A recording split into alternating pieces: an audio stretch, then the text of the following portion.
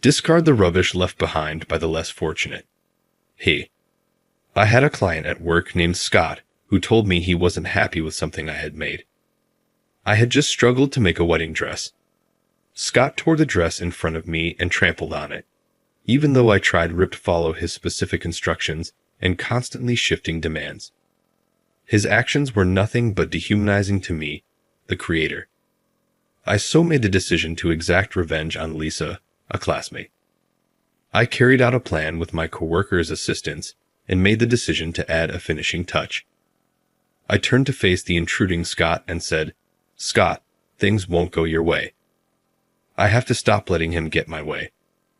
Eric is my name. I'm a male in my 40s who has back discomfort a lot. I work at a place where desk jobs are common, so I'm constantly concerned that I'm not exercising enough. I am employed by a manufacturer of bridal gowns. Since many women only wear a wedding dress once, making memories for other people is the one aspect of my otherwise routine existence that makes me proud. When I'm working, I have a great sense of duty. Simultaneously, the most enjoyable aspect for me is learning about clients' preferences and painstakingly crafting every detail to suit their desires. A client was thrilled with her design the other day. I'm glad to hear that. I'm hoping for an amazing wedding for them. Observing our clients' joyful faces brings me great satisfaction in my work. I have always been interested in wedding dresses, even as a small child. I think it started when, while I was in elementary school, I received an invitation to a neighbor's sister's wedding. Her vibrant bridal gown made a lasting impression on me. When I saw a child, even as an adult, wearing a colorful dress that seemed to capture the lively spirit of an active older sister, it had a profound effect on me. I was shocked to see someone wearing a colorful dress for a wedding instead of dressing up as a different person because I had always assumed that wedding dresses were white. I questioned her.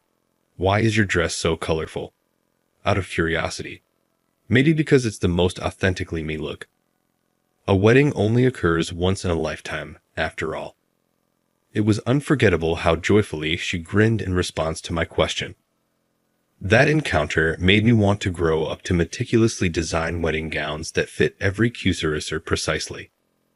Fall is upon us, and the temperature in the office drops.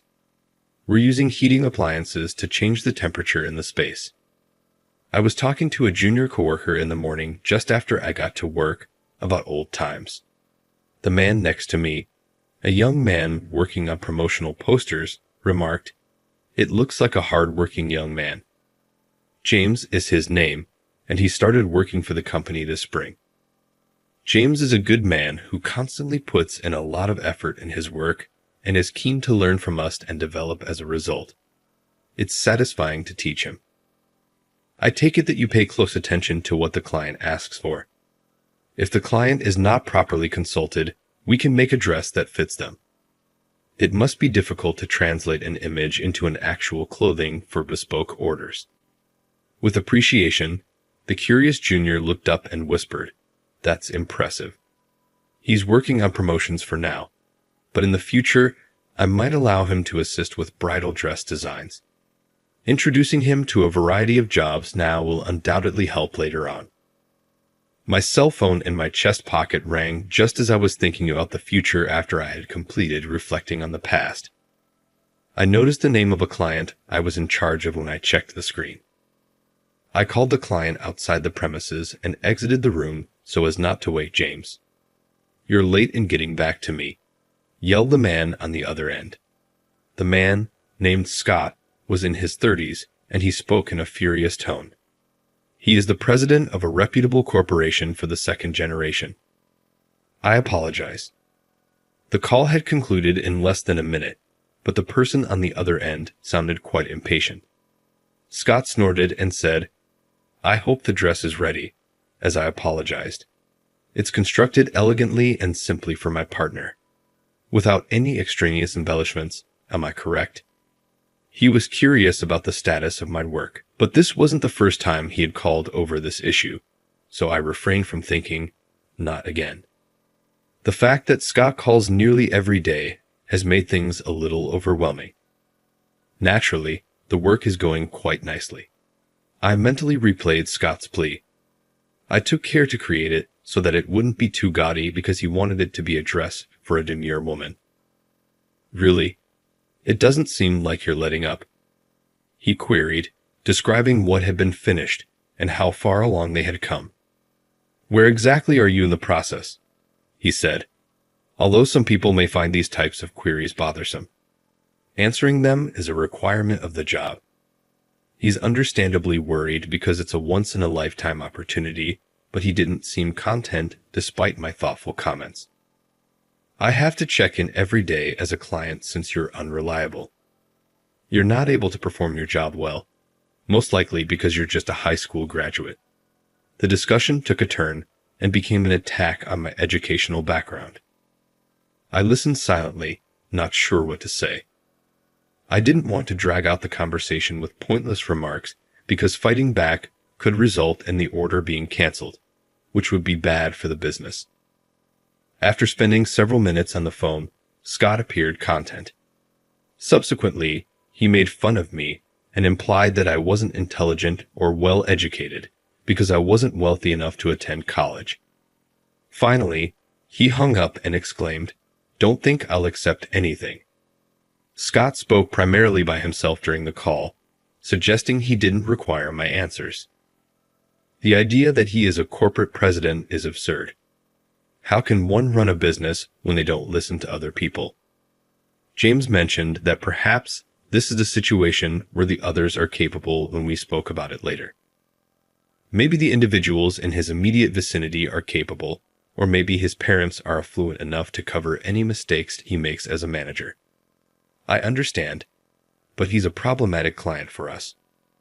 Perhaps he is widely liked in his inner circle and has a strong support system. People who are not who they seem abound throughout the world.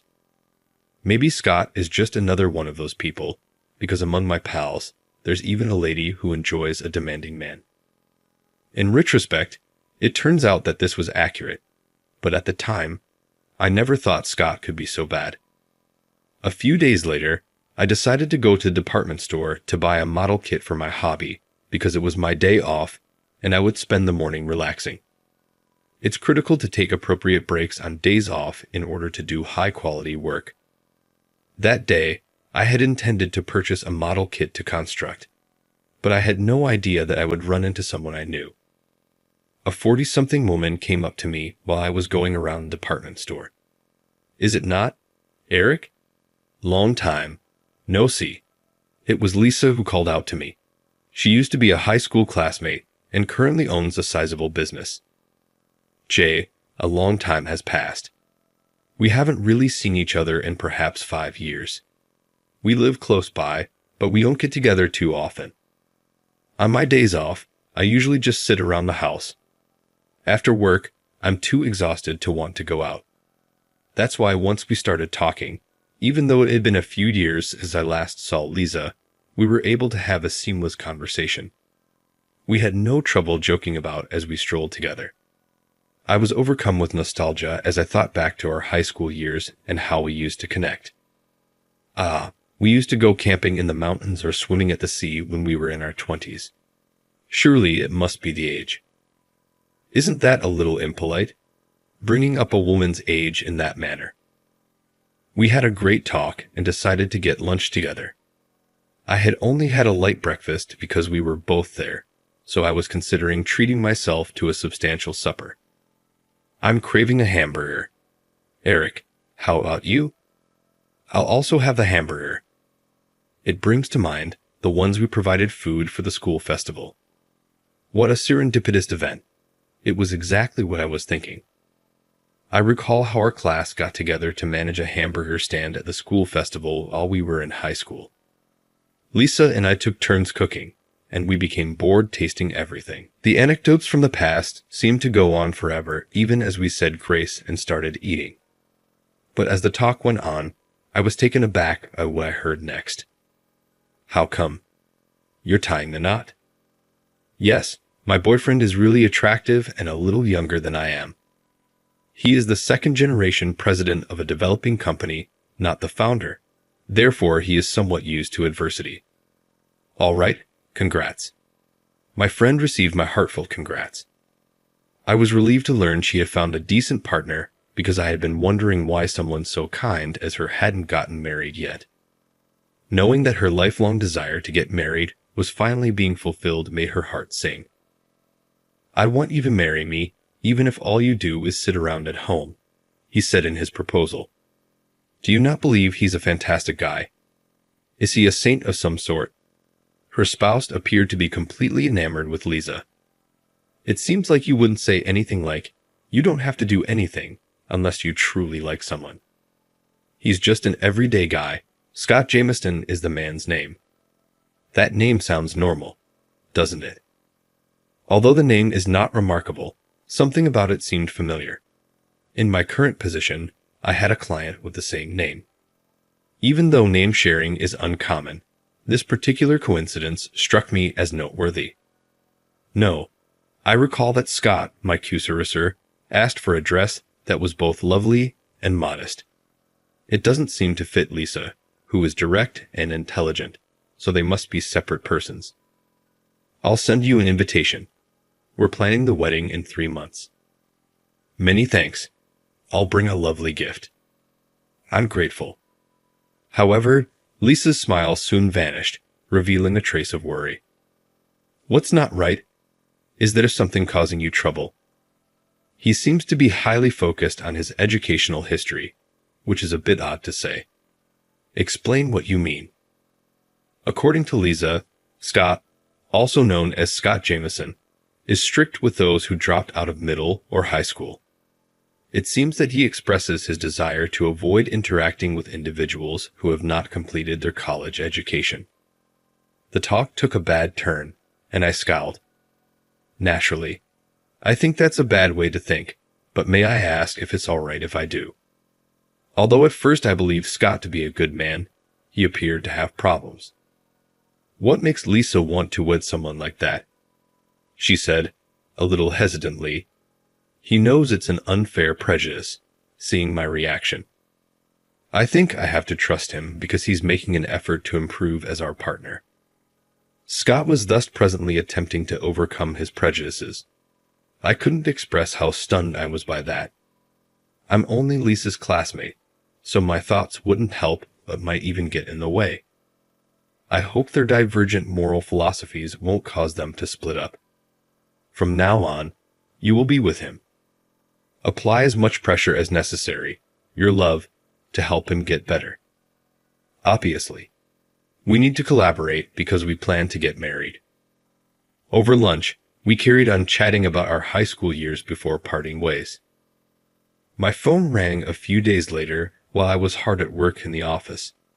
The dress was now in the sewing stage, but he began calling several times a day, maybe out of worry for the status of the project.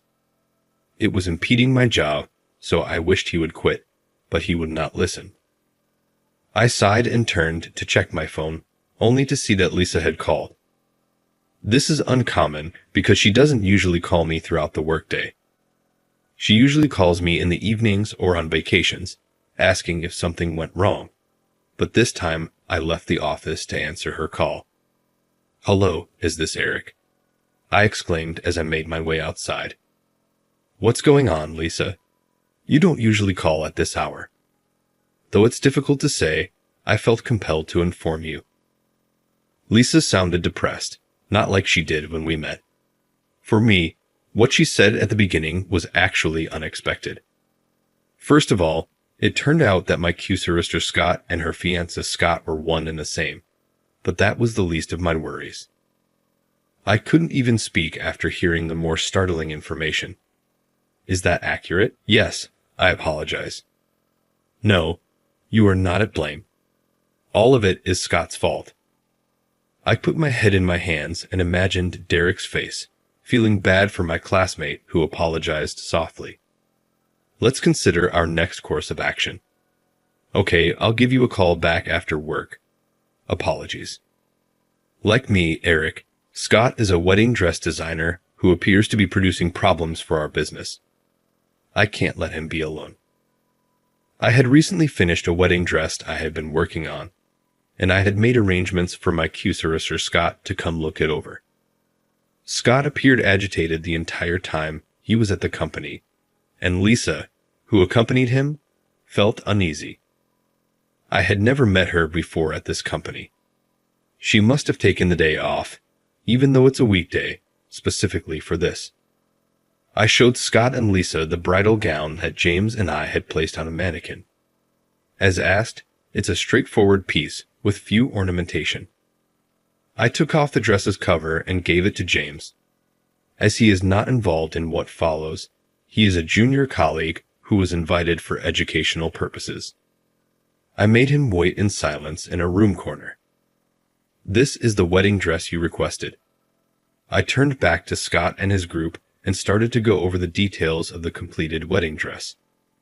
I started to explain the adjustments that were made during the design process in detail, but I was interrupted. That's enough. I made every effort to live up to Derek's expectations. On multiple occasions, I had provided him the design forecasts and shown him pictures of the dress as it was being made. It should not have come as a complete surprise because we have repeatedly confirmed it. Everything would have ended amicably if they had been satisfied. However, that was untrue. What a horrible bridal gown. It's not at all like the picture I painted.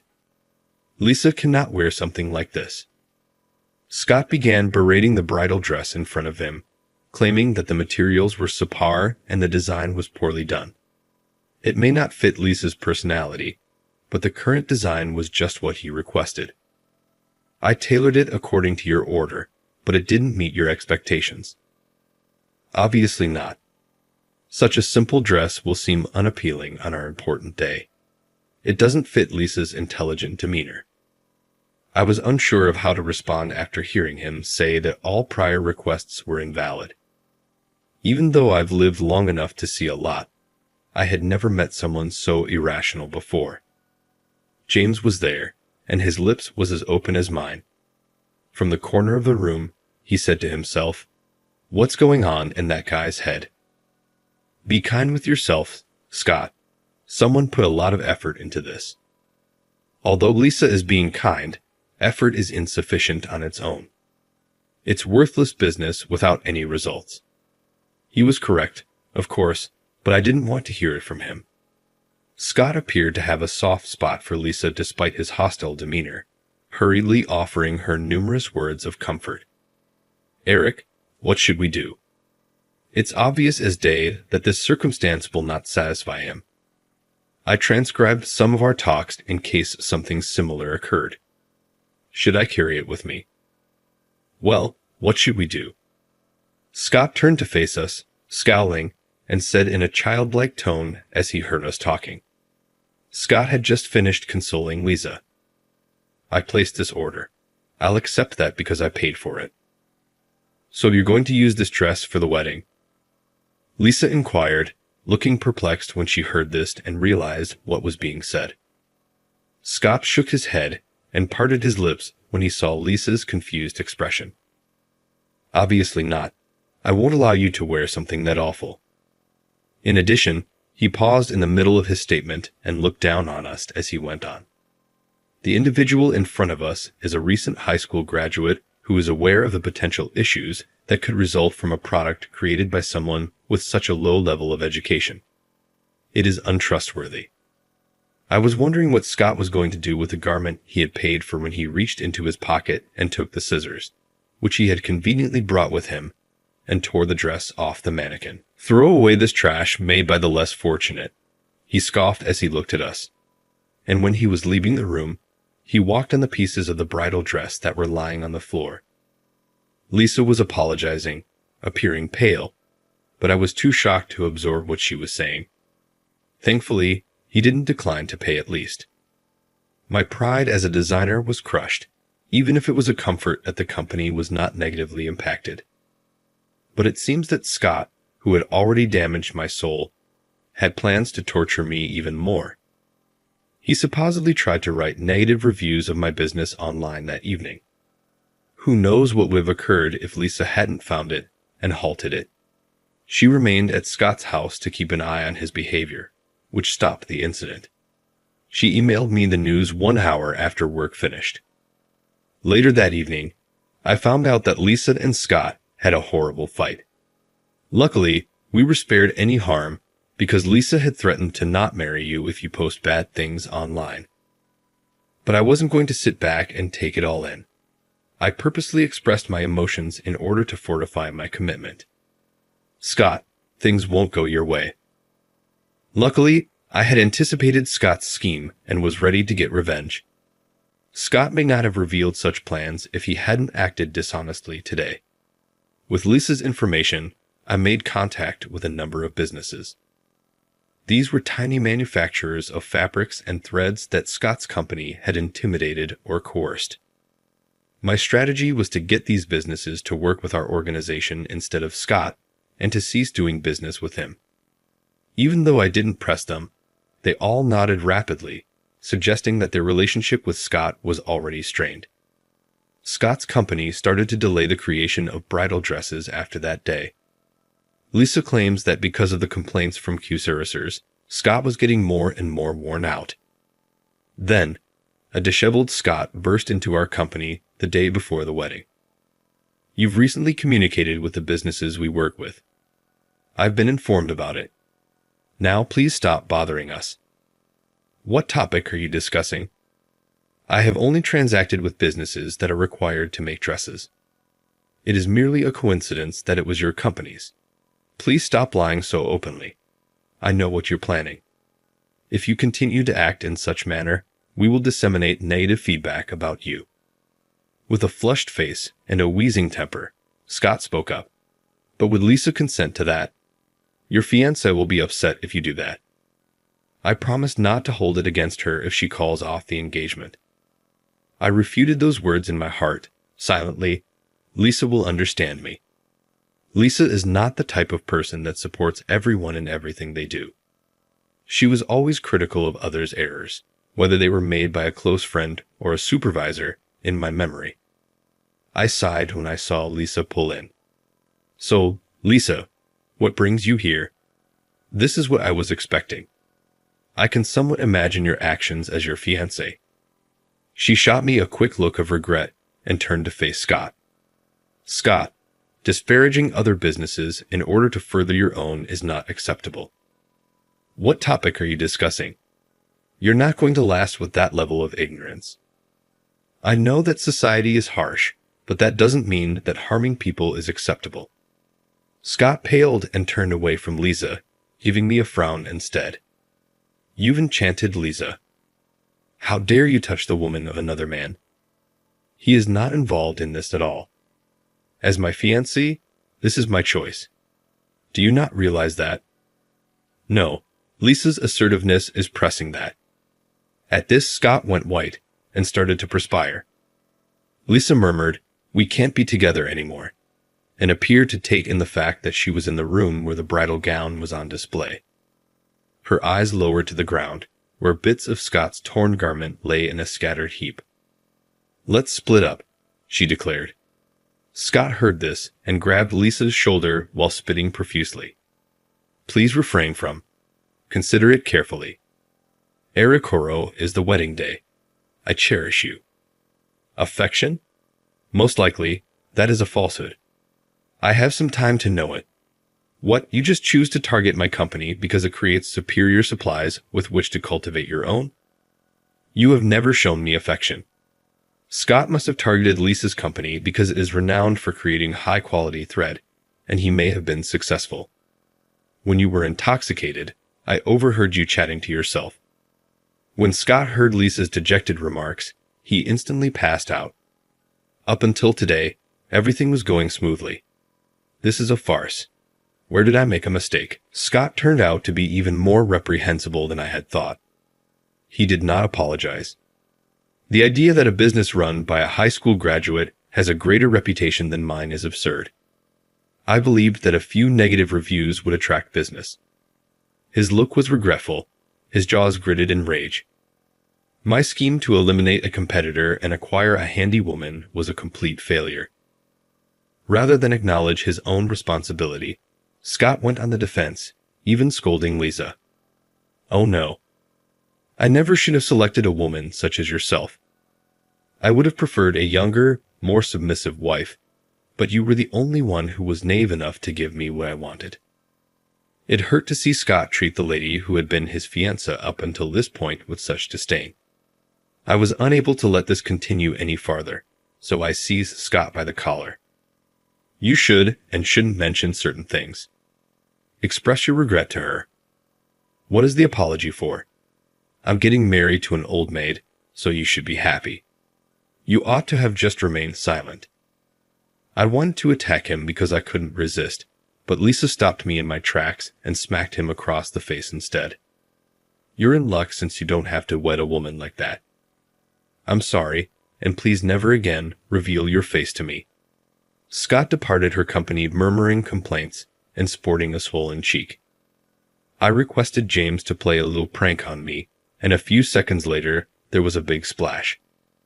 I had requested him to set up a bucket of water in a spot where, had Scott spotted and avoided it, he would have probably kicked it over. It wasn't necessary for James to empty another pail of water from the floor above. Lisa, left behind, looked resolute as she began making phone calls rather than displaying shock. Hello. We've made the decision to stop doing business in relation to the contract we had. I'll go into more detail later. Kindly give my regards to Scott. She appeared to be phoning her ex-fiance's business. Lisa turned to me when her calls were over and gave me a quick peck on the cheek to lift her spirits. I've decided to cancel the contract with Scott's company, the woman declared. Since it was a big deal, it ought to have a big effect on them. I regret not being able to see his irate expression. You're strong, I remarked. It serves no use to laze around. That isn't who I am. So how about we go out to bars tonight to celebrate my ongoing single status? I gave her a shrug and gladly accepted her invitation. Lisa and I had many stories to tell over cocktails at a tavern that evening. She smiled at me and replied, "Thank you," which gave me hope that she was beginning to get over her recent breakup.